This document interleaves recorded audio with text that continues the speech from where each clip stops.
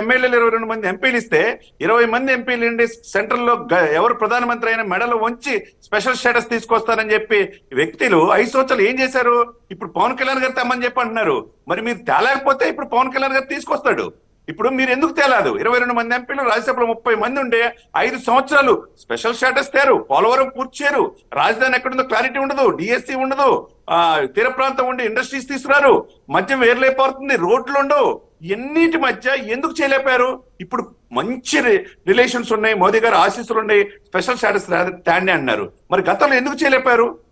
అది ఒకసారి చెప్పాలి. ఇప్పుడు ఏంటంటే అంటే ఇప్పుడు వారి ఆయుధంగా కనబడతా ఉంది. ఇప్పుడు రేపటి నుంచి వారి ఆయుధం ఎందుకు మీరు స్పెషల్ స్టేటస్ అడగటం లేదు అనేటువంటి ఒక నినాదంతో రేపు వారు మళ్ళీ ప్రజల్లోకి వెళ్ళేటువంటి అవకాశం వెళ్ళొచ్చండి.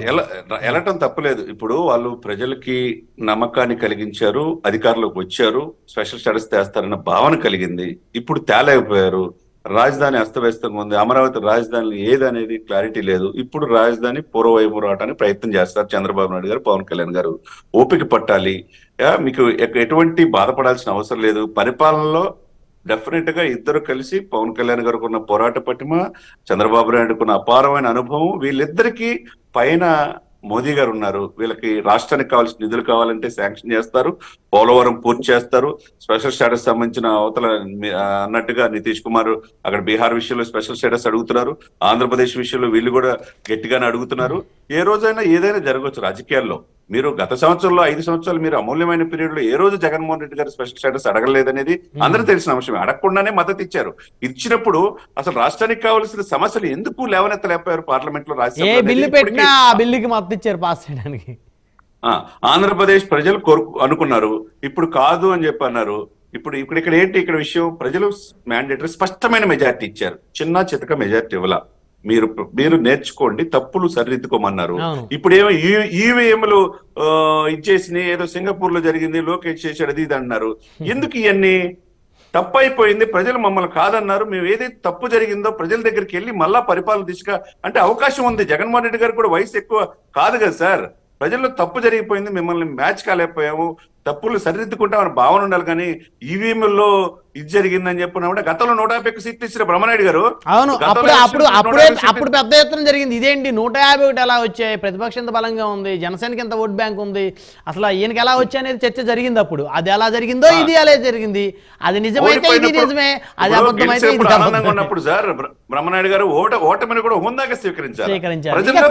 ఇప్పుడు చంద్ర గారు, ఇప్పుడు ఎవరైనా తమను తాము ప్రొటెక్ట్ చేసుకోవడం కోసం మేము నిజంగా ప్రజలు మాకు అవకాశం ఇచ్చారు, మాకే ఓటేశారు, కానీ ఇక్కడ ఇలా జరిగిందని చెప్పుకోవటం తప్పేం లేదు అని. అలా కాక ఇంకేం చెప్తారు? ప్రజలు మమ్మల్ని చీకొట్టారని చెప్పుకోరు కదా ఎవరు కూడా.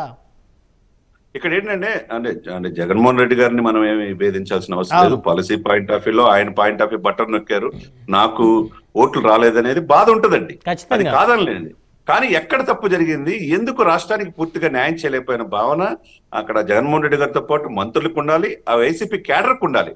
ఓన్లీ వ్యక్తిగత హనం చేసేసి కూటమి రాకూడదు, ఈ 3 పార్టీలు కలవకూడదు, వీళ్ళని ఎలా అయినా ఇచ్చేయాలి, మళ్ళా మేము 10 సంవత్సరాలు రాజకీయం చేద్దామని వచ్చారు. వచ్చింది 5 సంవత్సరాలకు పరిమితం ప్రజలు చేశారు. 30 సంవత్సరాలు ముఖ్యమంత్రిగా ఉండాలని ఉంది, 30 సంవత్సరాలు ముఖ్యమంత్రిగా ఉండాలని ఉంది. ఆ తర్వాత మా నాన్నగారి ఫోటో పక్కన నా ఫోటో మీరు పెట్టుకోవాలని చెప్పేసి చెప్పినటువంటి జగన్మోహన్ రెడ్డి గారి కళ 5 సంవత్సరాలకే ఈ రోజు ఆ కళగా మిగిలిపోయింది. సరే, ఇక్కడ బ్రహ్మనాయుడు గారు మీరు చెప్పిన పాయింట్ ఆఫ్ వ్యూ ఓకే.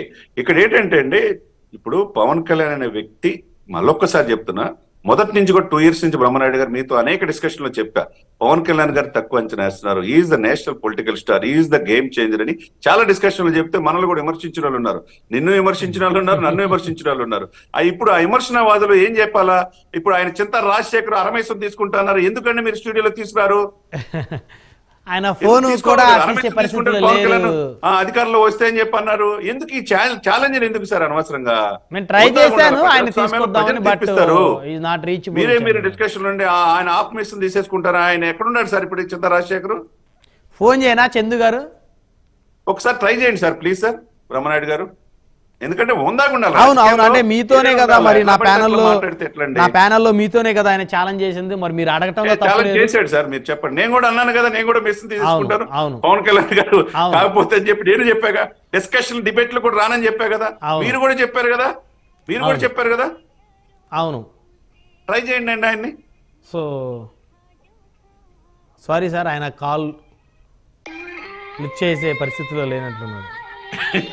సరే, ఇక్కడ ఇక్కడ ఏంటంటే సార్, ఆయన ఫోన్ ఇక్కడ ఏంటంటే తీయట్లేదు చందు గారు, మరి నేనేం చేయను. గాయం తగిలిన గాయం మీద మీరు మెత్తగా మీరు టించర్ వేస్తున్నారు సార్. అదే సార్, ఇప్పుడు ఆయన ఆ రోజు ప్రముఖ అనలిస్ట్ గా ఉన్నటువంటి చింతా రాజశేఖర్ గారు ఇక్కడ ఇదే ప్యానల్లో చందు గారు చింత గారు ఇద్దరు డిస్కషన్ అప్పుడు ఆయన కూటమి అధికారులకు ఎట్టి పరిస్థితులు రాదు, వస్తే నేను హాఫ్ మీసం దించుకుంటాను, అరగుండు చేయించుకుంటాను అని చెప్పేసి ఛాలెంజింగ్స్ ఇద్దరు చేసుకున్నారు. బట్ ఏదైతే ఆఫ్టర్ రిజల్ట్స్ తర్వాత ఇదే ప్యానల్ డిస్కస్ చేద్దాం అనుకున్నాం. బట్ ఆయన ఎన్నిసార్లు డిబేట్కి రమ్మన్నప్పటికీ కూడా రావడానికి ఇష్టపడలేదు. బట్ నేనేం చేయలేను కదా, సో రమ్మని అడగటం వరకే మనము, రానప్పుడు వారిని బలవంతంగా తీసుకుని ఆల్మోస్ట్ వైసీపీ నాయకుల పరిస్థితి అంతా అట్లే ఉంది.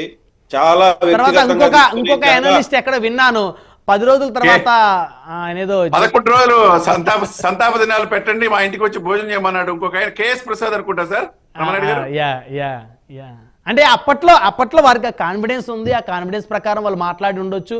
బహుశా ఇప్పుడు వారిని మనం ఖచ్చితంగా వారిని అంటే దాన్ని ఏమంటారు, సో వారిని ఇంకా బాధ పెట్టకూడదు, ఇబ్బంది పెట్టకూడదు, వదిలేయటమే. ఓదార్చాలి, రైట్, ఓదార్చాలి వారిని. ఎందుకంటే వారిని కూడా జనజీవన స్రవంతిలో కలవండి అని చెప్పేసి మీలాంటి వాళ్ళని అడగాలి చందు గారు. ఎందుకంటే ఇప్పుడు పదే పదే వారిని ఇలా మనం అడగటం వల్ల ఏమైందంటే వాళ్ళు మళ్ళీ మానసికంగా ఇబ్బంది పడి వాళ్ళు సెల్ఫ్ సూసైడ్ లాంటివి చేసుకునే పరిస్థితులు ఉన్నాయి. కాబట్టి ఖచ్చితంగా అలాంటి వాటికి దారి తీయకూడదు. కాబట్టి ఛాలెంజింగ్స్ అనేవి జరుగుతూ ఉంటాయి. ఒకసారి ఒకళ్ళు గెలుస్తారు, ఒకసారి ఒకళ్ళు ఓడిపోతారు. సో గెలిపోవటం సహజం కాబట్టి వాళ్ళని మనం ఖచ్చితంగా ఓదార్చాల్సిన అవసరం ఉంది. ఇక్కడ బ్రహ్మారెడ్డి గారు ఫైనల్ గా ఏంటంటే పరిపాలన మీద దృష్టి పెట్టాలి. అవును, రాష్ట్రం దాదాపు 10 లక్షల కోట్ల అప్పులో ఉన్నది. ఇప్పుడు